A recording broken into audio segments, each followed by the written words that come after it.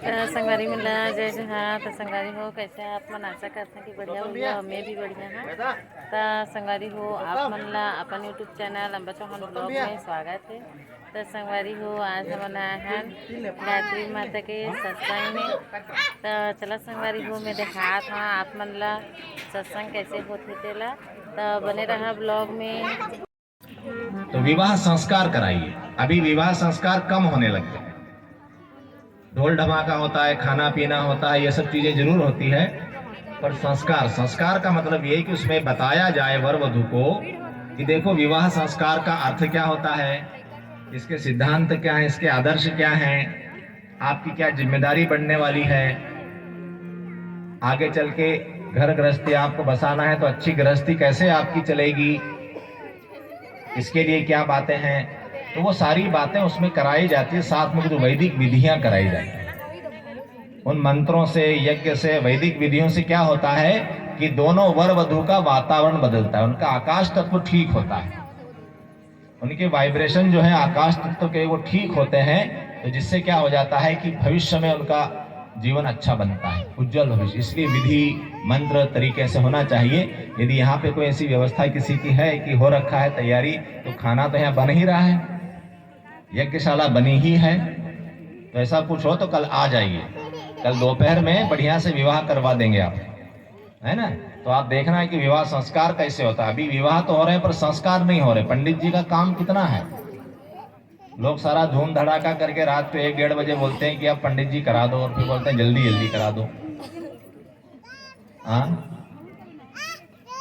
है दोपहर में, ठीक है, तो आप जमा लीजिए, तो आप देखने आइए कि कैसा विवाह संस्कार होता है। तो गुरुदेव ने सारे संस्कारों को फिर से नया रूप दे के हमारे सामने लाए कि संस्कारों से बात बनेगी। अब अगली जगह चलते हैं आगे कि अब हम विवाह संस्कार हो गया, फिर अपने बच्चे हुए तो बच्चों के संस्कार तो कराना ही है।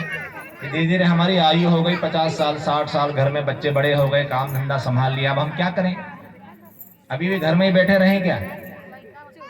अभी भी घर में बैठ के टाइम देखते रहें कि अभी बहू चाय लाएगी, अभी खाना लाएगी, अभी खाने में जरा नमक ज्यादा कर दिया, फिर अभी इसमें तेल ज्यादा डाल दिया, अभी ऐसा कर दिया, अभी ऐसा ज्यादा करोगे तो फिर क्या होगा?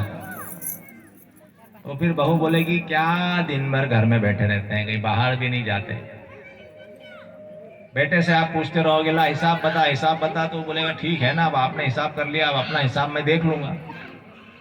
तो क्या है? वानप्रस्थ। घर में बच्चे काम से लग गए, अब आप निकलिए घर से बाहर, अब घर में ज्यादा नहीं रहना, अब घर से बाहर निकलिए, अब समाज की तरफ देखिए। अभी तक समाज से लिया है, अब समाज को देना है। अच्छा समाज बने उसके लिए काम कीजिए, समाज में सत्प्रवृत्तियां फैले उसके लिए काम कीजिए। इसलिए हमारे यहाँ वानप्रस्थ संस्कार बना दिया। वानप्रस्थ का अर्थ होता है वन की ओर मुंह करके खड़ा है कि वह सब निकलना ही है ना।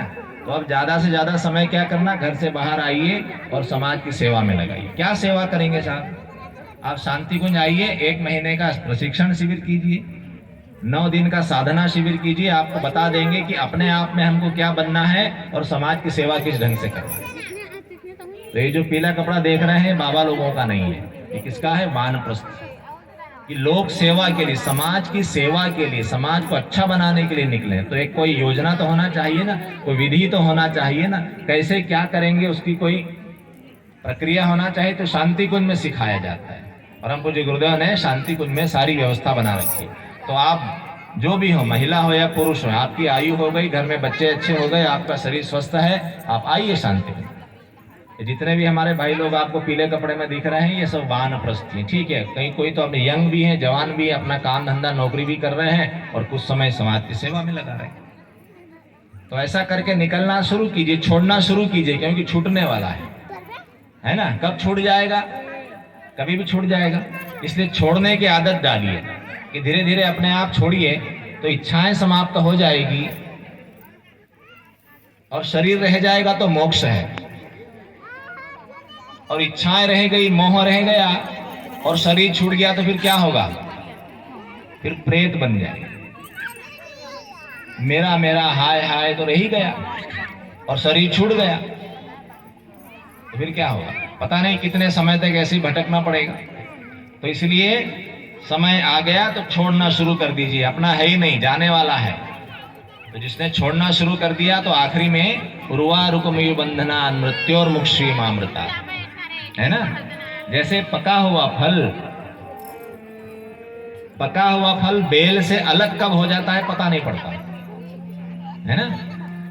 आपने अपने खेत में बेल लगा रखी है, कोई फल की बेल है, फल पक जाता है तो अपने आप वो बेल से अलग हो जाता है, पता नहीं पड़ता। और कच्चा फल तोड़िए बेल से, या कच्चा फल तोड़िए पेड़ से, तो पूरे पेड़ को हिलाएगा वो। और जो पका पत्ता है, पका फल है, पट से कब टूट गया पेड़ को पता नहीं चला। तो कैसा बने? अपने आप छूटने वाला। तो जो पक जाता है, जिसकी बुद्धि पक गई है, जिसने समझ लिया है कि छूटने वाला है, छोड़ दीजिए। जो मन से छोड़ देता है उसको कष्ट नहीं होता, जो मन से छोड़ता नहीं, छोड़ा जाता है, तो इसको बोलते हैं वानप्रस्थ। कोई ऐसे भाई हो कि वानप्रस्थ लेना चाहते हैं, साहब आज से हम कम से कम 4। तो संगवारी हो, आज के ब्लॉग हर आप मन कैसे लगी इसके कमेंट करके जरूर बताहा। और माँ गायत्री आप मन के जीवन में हमेशा सुख शांति बनाए रखे, यही प्रार्थना है मोर। तो संगवारी हो, बने रही ब्लॉग में हमेशा। तो जय जोहार।